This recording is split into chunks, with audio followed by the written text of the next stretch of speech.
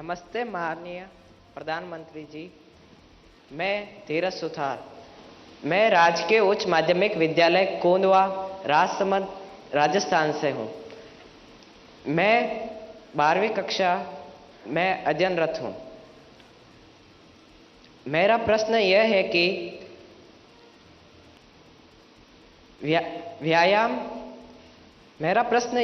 कि व्यायाम के साथ साथ पढ़ाई को कैसे मैनेज करें, क्योंकि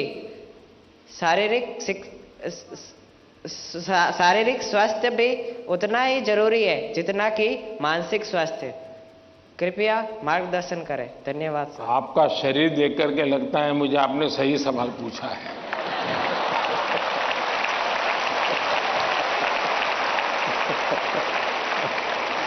और आपकी ये चिंता भी सही होगी।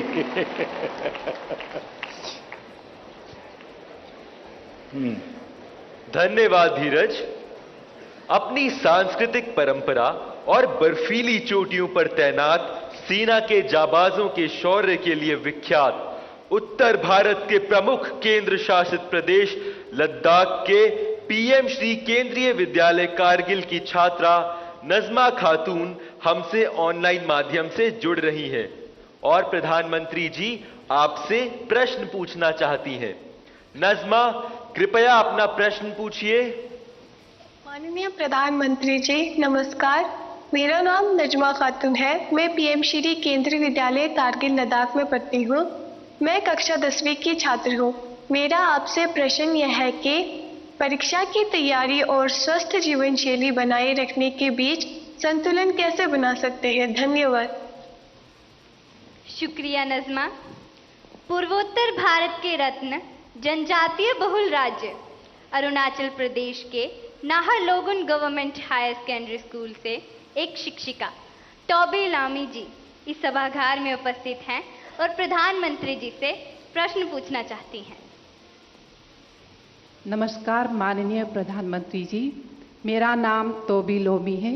मैं एक शिक्षिका हूँ। मैं government higher secondary school Naharlagun Arunachal Pradesh से आई हूँ। मेरा प्रश्न है, विद्यार्थी खेल कूद नहीं बल्कि पढ़ाई में मुख्य रूप से क्या और कैसे ध्यान केंद्रित कर सकते हैं? कृपया मार्गदर्शन करें। धन्यवाद सर। धन्यवाद मैम। प्रधानमंत्री जी, धीरज, नजमा और तोबी जी पढ़ाई और हेल्दी लाइफ में सामंजस्य कैसे स्थापित करें, इस विषय पर आपका मार्गदर्शन चाहते हैं।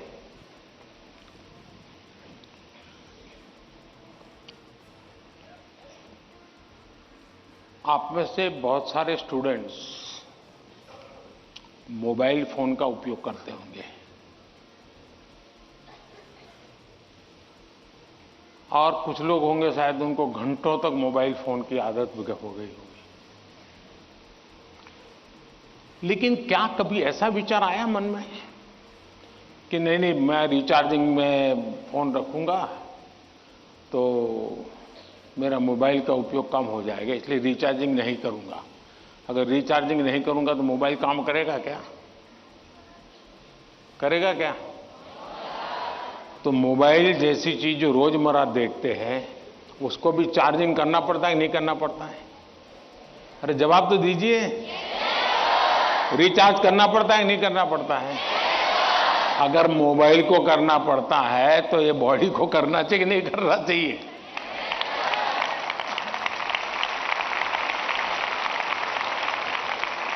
जैसे मोबाइल फोन में चार्जिंग ये मोबाइल की रिक्वायरमेंट है, वैसे हमारा शरीर का भी चार्जिंग ये शरीर की रिक्वायरमेंट है। आप ऐसा सोचो कि नहीं पढ़ना है तो बस विंडो बंद, पढ़ाई बाकी सब बंद, ऐसा कभी नहीं हो सकता है। जीवन ऐसे नहीं जी सकते हैं और इसलिए जीवन को थोड़ा संतुलित बनाना पड़ता है। कुछ लोग होते हैं खेलते ही रहते हैं, वो भी एक संकट होता है।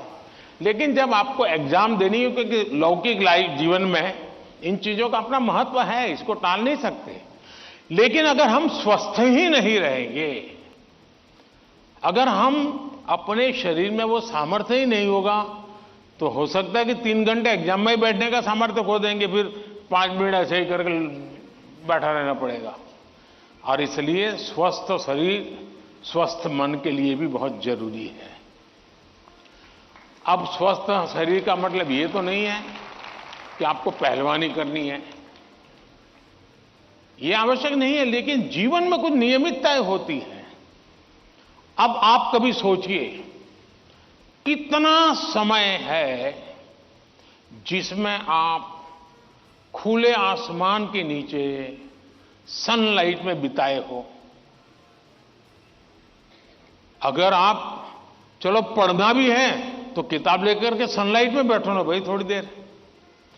कभी कभी बॉडी को रिचार्ज करने में सनलाइट भी बहुत जरूरी होता है। क्या कभी कोशिश की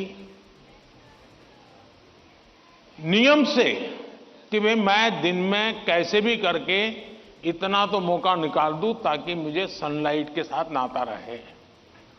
उसी प्रकार से कितना ही पढ़ना क्यों ना हो, लेकिन नींद को कभी भी कम मत आंकिए।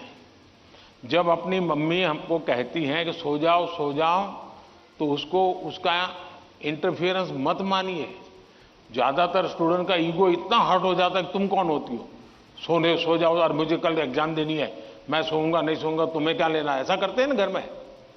जो नहीं करते हैं मन ना बोले, जो करते हैं वो बोले। जरा करते हैं, कोई नहीं बोल रहा है।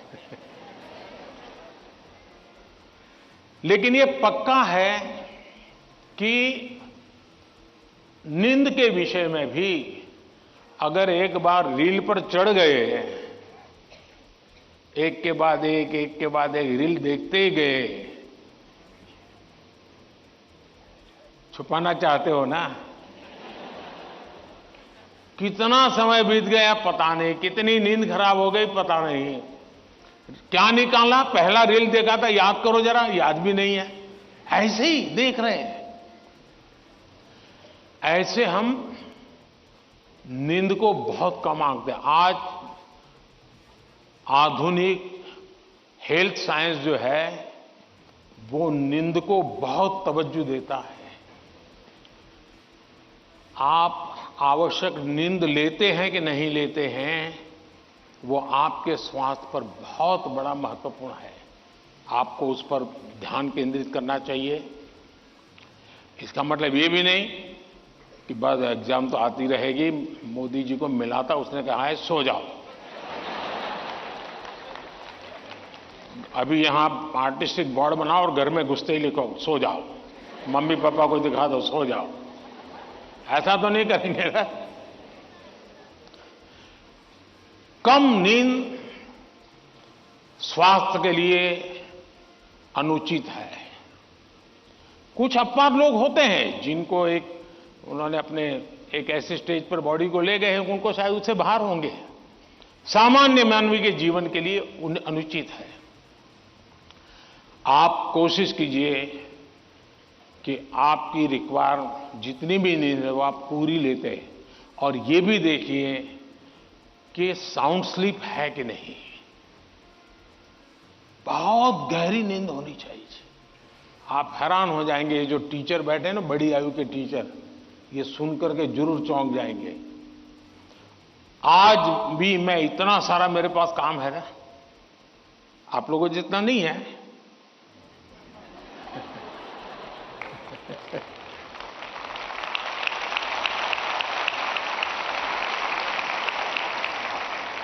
लेकिन 365 दिन कोई अपवाद नहीं। अगर मैं बिस्तर पे लेटा नहीं कि 30 सेकंड में डीप स्लीप की तरफ नहीं चला गया था, होता नहीं। 30 सेकंड लगता है मुझे। आप में से बहुत छोटी आयु के भी होंगे, कभी इधर कभी उधर कभी उधर कभी उधर, फिर नींद आई तो आई। क्यों? मेरा बाकी जो जागृत अवस्था का समय है उसमें बहुत जागृत रहता हूं मैं। तो जब जागृत हूं तो पूरी तरह जागृत हूं, जब सोया हूं तो पूरी तरह सोया हूं। और वो बैलेंस, जो बड़ी आयु के लोग हों परेशान होते होंगे, हाँ यार हमें तो नींद ही नहीं आती, आधा घंटा तो ऐसे ही करवट बदलते रहते हैं। और ये आप अचीव कर सकते हैं।